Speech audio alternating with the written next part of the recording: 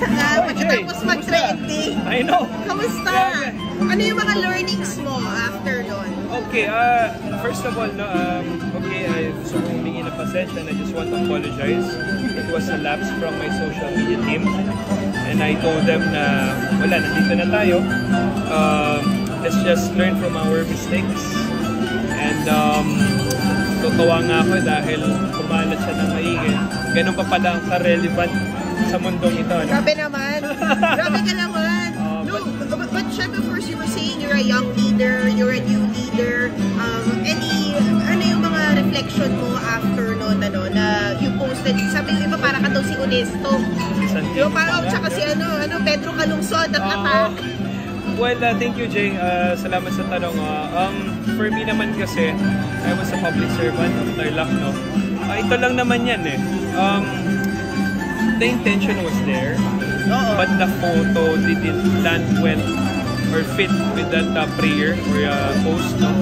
So, sa lahat po ng mga kababayan natin dito sa Pilipinas, ako humingi ng tawad mula sa aking social media team. At hindi natin masisisi yung mga tao ngayon na everyone has the right to say their opinions, no? Everyone has the right to say their arguments or like a bad things that they want to say regarding in our government, no?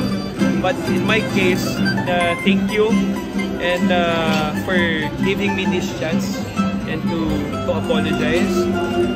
At as a public servant, as a young leader of Tarlac or dito sa Pilipinas, this is my advocacy, no, MJ. Let's just be aware on our surroundings. Ito lang naman kasi yan.